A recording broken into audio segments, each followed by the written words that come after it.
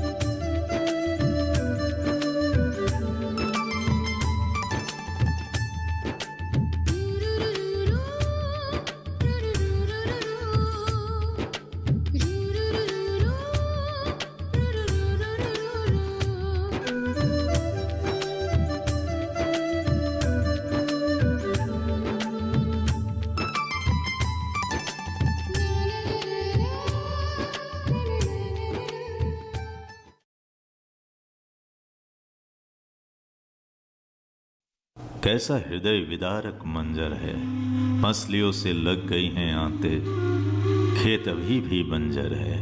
परिश्रम की मिसाल है जिस पर कर्जों के निशान है, खुद को मिटा रहा है जो, और कोई नहीं वो किसान है। महेश, हाँ भाई संदन, कभी कभी ऐसा लगता है कि हम बेकार में ही ये सब कर रहे हैं। क्यों? हमारी हालत दिन वो दिन बदतर होती जा रही है। खेती से हम लाभ पा ही नहीं सकते हैं। हाँ यार, बेकार में हर साल घाटे का काम कर रहे हैं हम। क्या करे क्या ना करे, कुछ समझ नहीं पा रहा हूँ मैं। और मैं नहीं। क्या हुआ? हे भगवान, ये क्या हो गया? लगता है आवाज रमाकांत की घर से ही आ रही है। चलो तो चल चल। हे जी, क्या हो गया आपको? आप कुछ बोलते क्यों नहीं है?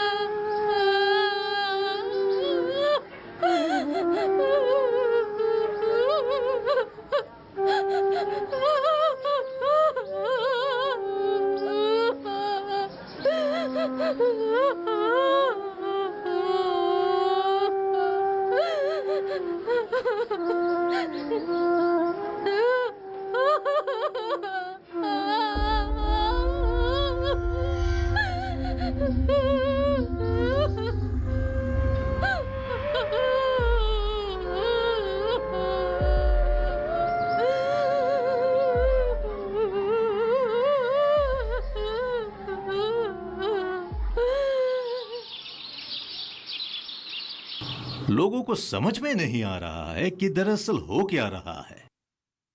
सेठ जी, अच्छे फसल के लिए अच्छी जमीन की जरूरत होती है।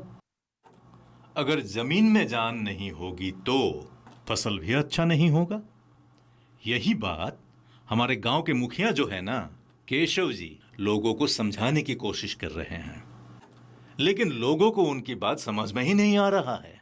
इसलिए लोग आत्महत्या कर रहे हैं। तुम्हारे गांव की दुर्दशा हमसे देखी नहीं जाती। मैं उस गांव के लिए कुछ करना चाहता हूँ। अच्छी बात है, भगवान करे आप लाखों साल जिए सेठ जी। लेकिन आप करना क्या चाहते हैं, कब करना चाहते हैं, कैसे करना चाहते हैं? मैं एक फैक्ट्री लगाना चाहता हूँ। फैक्ट्री? किस चीज की फैक्ट्री? Cement factory. हो गया, समझो। आप कब करना चाहते हैं? जितनी जल्दी हो सके। इसके लिए तो जमीन चाहिए होगा। इसीलिए तो तुझे बुला के लाया हूँ, तू तो काम का आदमी है। समझ गया। फैक्ट्री लगवाने के लिए आपको जमीन चाहिए। बराबर। लेकिन लोग अपनी जमीन क्यों बेचेंगे? उस बंजर जमीन से उनको मिल क्या रहा है? ना ना, जमीन बंजर नहीं है सेठ जी। लोग उस जमीन का उपचार ठीक तरह से नहीं कर रहे हैं। जिस दिन से करने लगेंगे ना, माँ कसम, उस जमीन में हरियाली ही हरियाली होगी। उससे तेरा क्या होगा? मतलब? देख भाई, मैं ठहरा धंधा करने वाला, हमेशा लाभ के बारे में सोचते रहता हूँ। आपके लाभ से मेरा क्या होगा सेठ जी? अब बन गया ना तू धंधे वाला। क्या चाहिए बोल। 30%। बहुत ज्यादा मांग रहा है तू। सेठ जी, हम गांव वाले जमीन नहीं, अपने आप को बेच रहे हैं। मैं 10 दे सकता हूँ। 25। ठीक है 20। इससे ज्यादा मैं नहीं दे सकता। मंजूर है तो बोल। कितनी जमीन चाहिए आपको? चाय पिएगा? चाय? हाँ, पीऊंगा।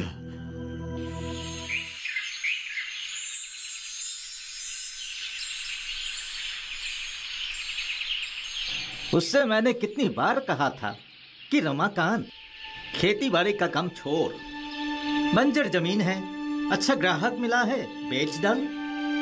वो तो मेरी बात सुनता ही नहीं था। वो जमीन बेचा होता तो उससे मिले पैसों से कुछ दूसरा धंधा किया होता तो उसकी बीवी आज विधवा नहीं होती। अरे तुमको भी कहता हूँ, ये बचपना छोड़ो। अरे समय रहते ही वो जमीन बेचकर उससे मिले पैसे से जिंदगी बिताओ, अच्छी जिंदगी। कैसी बातें करते हो बासु भाई? अगर यही सोचकर हर किसान खेती बाड़ी करना छोड़ दे तो लोग भूखे मरेंगे। मैं सबकी बात थोड़ी ना कर रहा हूँ। तू और रमाकांत मेरे दोस्त हैं। नहीं था, लेकिन कुछ नहीं कर पाया, ना अपने लिए ना अपने परिवार के लिए। आत्महत्या के अलावा उसके पास दूसरा और कोई उपाय नहीं था। बड़ी उम्मीद लेके आए थे तुम्हारे पास। राह तो दिखा रहा हूँ जो तुम्हें पसंद नहीं है। और कोई दूसरा रास्ता नहीं है? कई सारे रास्ते हैं, लेकिन जिस देश में 1.25 अरब के लगभग आबादी निवास करते हैं और जिस देश में 70% लोग कृषिजीवी हैं, उस देश में कृषि पर आधारित साधारण शिक्षा की कमी है। अपनी जमीन पे आप लोग कौन सी फसल उगाना चाहते हो और उसके लिए आवश्यक जलवायु, पानी, भूमि आदि कैसा होना चाहिए, क्या आप लोग ये सब जानते हैं?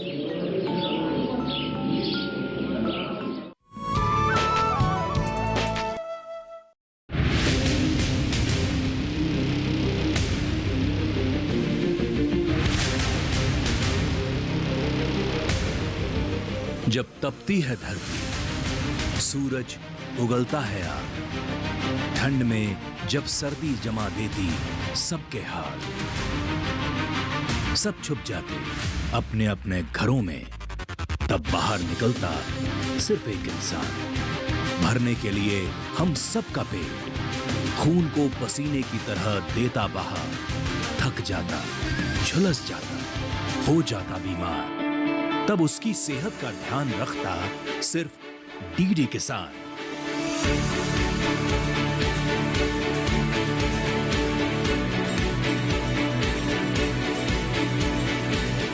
देखिए स्वस्थ किसान शनिवार शाम 6 बजे लाइव, सिर्फ दूरदर्शन किसान चैनल पर।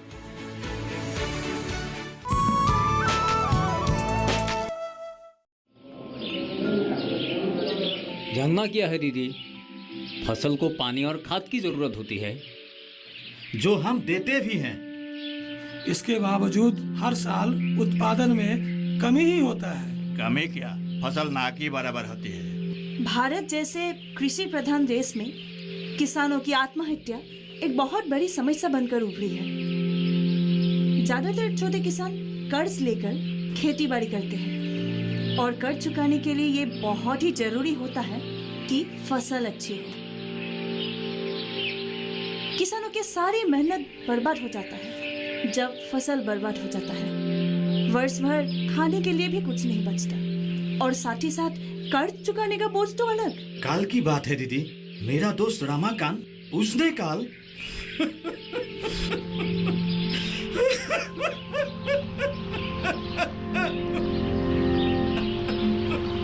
हुआ भैया? आप रो क्यों रहे हैं? कल रमाकांत ने आत्महत्या की। क्या? जी दीदी।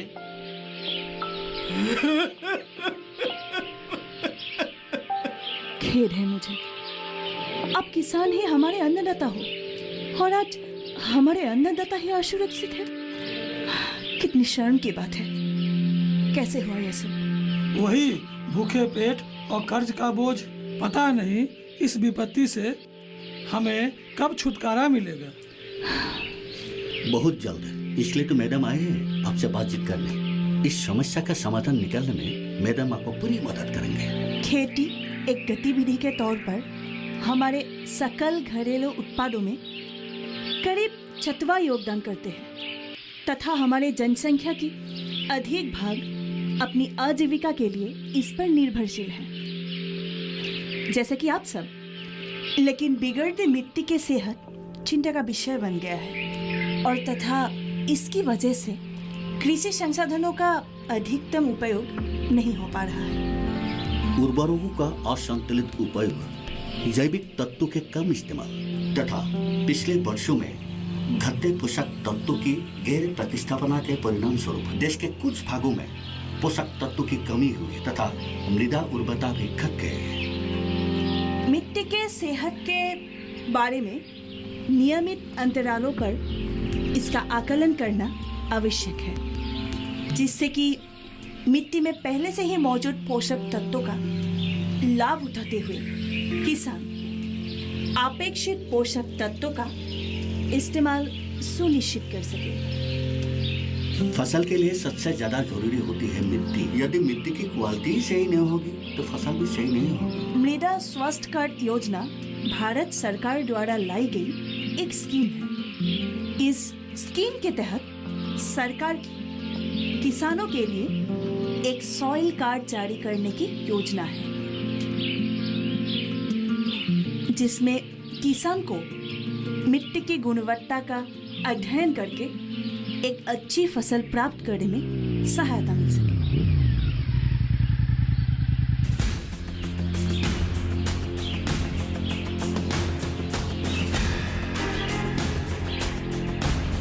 एक मिनट।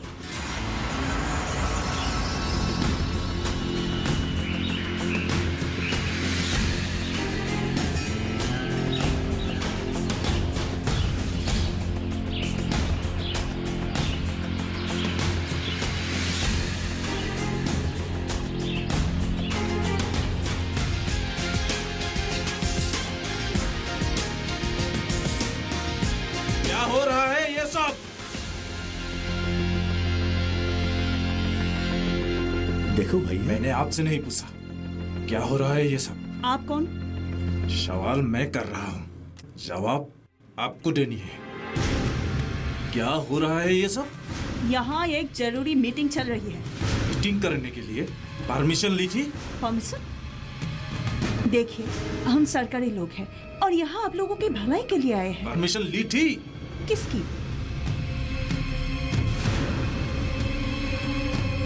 कैसे भैया? तुम लोगों का दिमाग खराब हो गया है क्या? किसी को भी गांव में घुसने देते हो, मीटिंग करने देते हो? क्या प्रमाण है? क्या प्रमाण है कि ये लोग सरकारी है? भैया आप तो मुझे पहचानते हैं ना, मैं हूँ राजेश बरुआ, कृषि विभाग के अधिकारी है ना। मैं आपको नहीं पहचानता। अपने भलाई चाहते हो तो अभी के अभी निकलो यहाँ से। आप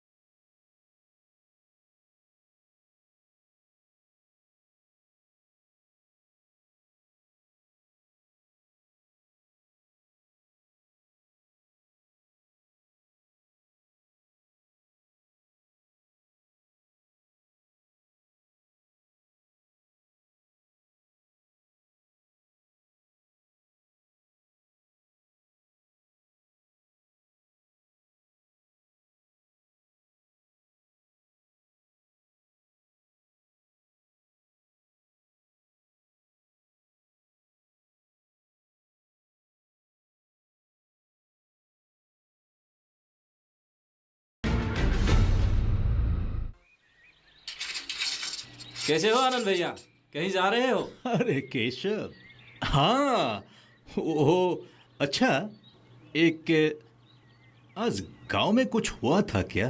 क्या हुआ था?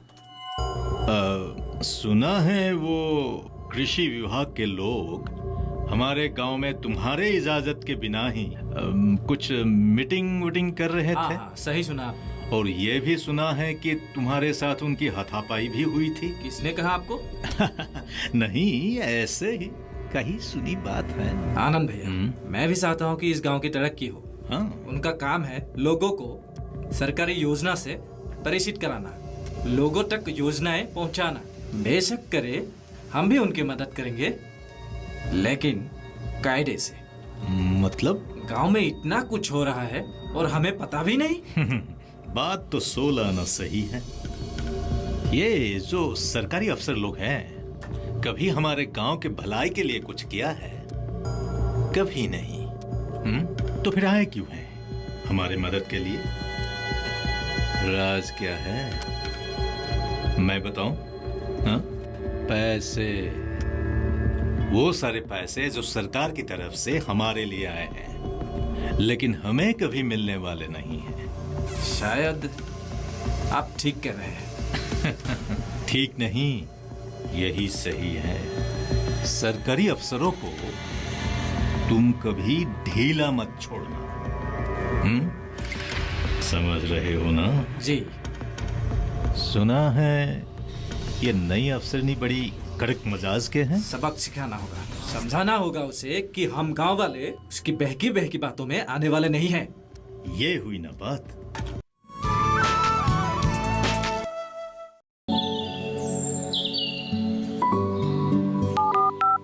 हेलो, कार्यक्रम के पहले कॉलर जुड़ गए हैं। इस बीच हमारे पास कुछ ईमेल्स भी आए हैं। सवाल पूछिए अपना।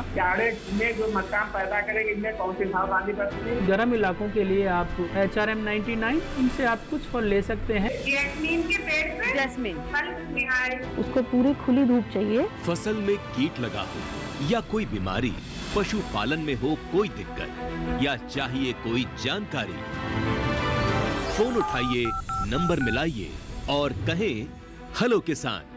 सोमवार, बुधवार और शुक्रवार शाम 6 से 7 बजे सिर्फ DD किसान पर।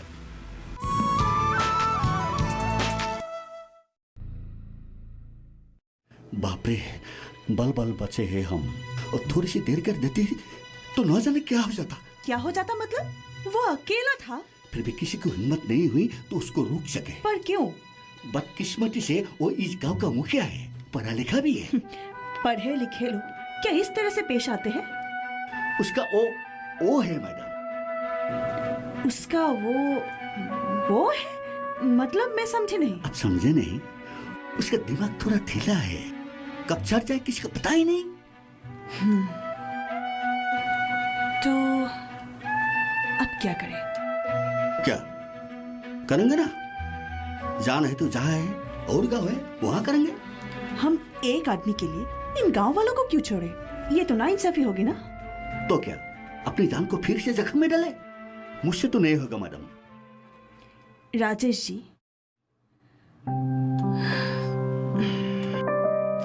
मैं जब यूनिवर्सिटी में पढ़ाई कर रही थी तब एक लड़का था गांव का। एक छोटी सी भूल के लिए उसे यूनिवर्सिटी से निकाल दिया गया था। तब उसने बहुत रोया था, गिड़गिड़ाया था, लेकिन किसी ने उसकी बात नहीं सुनी। बाद में पता चला कि वो निर्दोष है। जब उसे वापस बुलाया गया तब उसने आने से मना कर दिया। वो अपने गांव में हरियाली लाना चाहता था। किसी की भूल के कारण उसे अपनी पढ़ाई बीच में ही छोड़नी पड़ी। मैं समझा नहीं मैडम। क्या? उस बात के लिए आप अपनी जान जख्म में क्यों डालना चाहते हैं? पता है राजेश जी, जब भी मैं किसी लाचार किसान को देखती हूँ ना, तब मेरे मन में उस लड़के का ख्याल आता है।